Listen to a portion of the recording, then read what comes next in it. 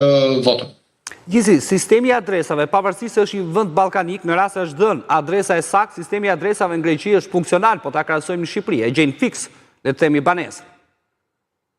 Pikërisht, edhe këtu lindi problematika. Ndërkohë që ishte deklaruar adresa,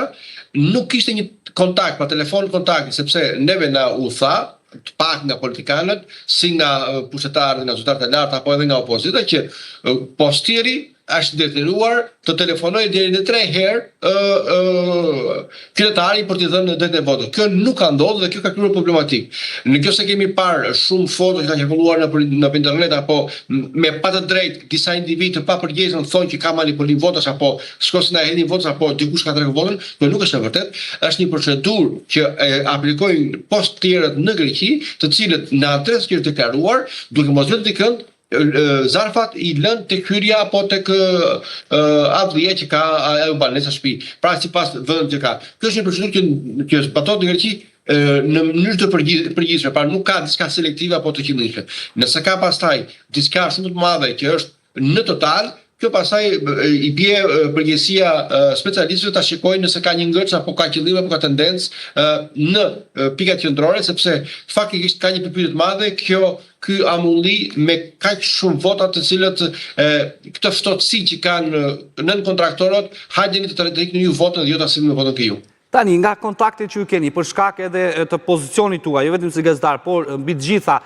me bashkëdhëtarët tanë në diaspor, pasi jeni pjesë e shoqatës aty, nga kontaktet që ku janë problematikat më të mëdha? Janë edhe në qendrat e zhvilluara siç është Athina dhe Selaniku, apo në zonat ishullore, apo dhe qoftë edhe në, le të themi, në periferi, në qyteza të vogla?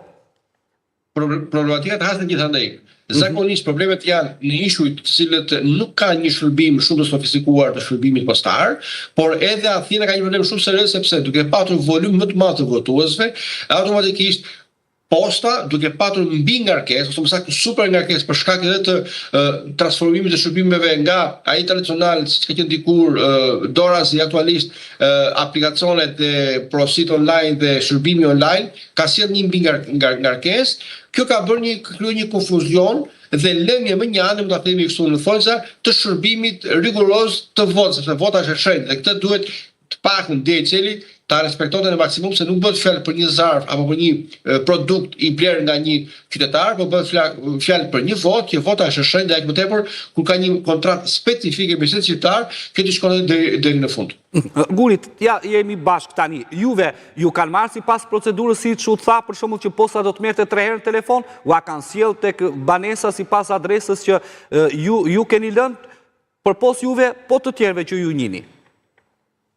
Falenderoj për pyetjen, shumë domethënëse. Unë personalisht kam këtë eksperiencë, ndërkohë që kam bërë vetë regjistrimin si me emailin tim dhe me telefonin tim, duke patur një njohje të mirë të paktën bazike të aplikacioneve të internet, sepse edhe profili im i punës, konstatova jo vetëm që nuk më erdhi zarfi ke shtëpia, as mua dhe bashkëshortes, po edhe shumë miqve të mi të cilët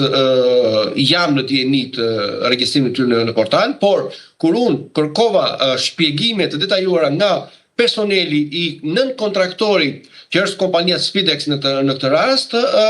pati të themi një përgjigje as pak rigoroze nga natyra, por këmbgulja ime duke kërkuar shpjegime dhe kërkuar përgjegjësin, pash që nuk ishte tek kontakti im, telefoni im apo emaili im, përveç se emri mbi emri. Dhe kjo më la një shije as pak të mirë, sepse nëse do të ishte të dhënat që unë deklarova në momentin e aplikimit, mendoj që zarfi im do të ardhi në shtëpi, apo do të rova të humbas 2 javë kohë duke gjurmuar zarfin derisa ta gjej, ta marr të trajek, ta plotësoj dhe ta rikthej pas. Kështu ka ndodhur edhe me shumë të tjerë, por në kjo se jam vështirësuar unë që kam një qasje normale me internetin, imagjinoni se çfarë problematike është krijuar me pjesën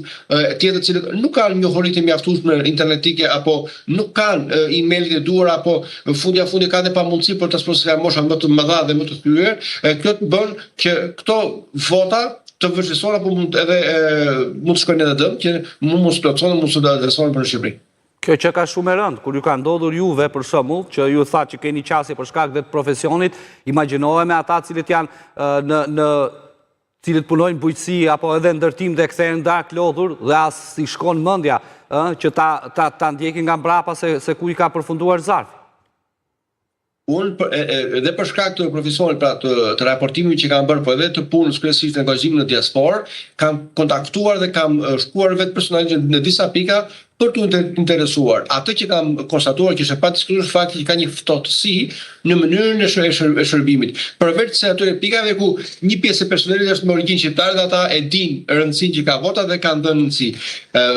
Përgjigje që ata japin është fakti që kanë mbi ngarkesë ose duke argëtuar që nuk vinë qytetarët të heqin votën, ndërkohë që qytetarët janë informuar që vota do të shkojë tek adresa që kanë deklaruar.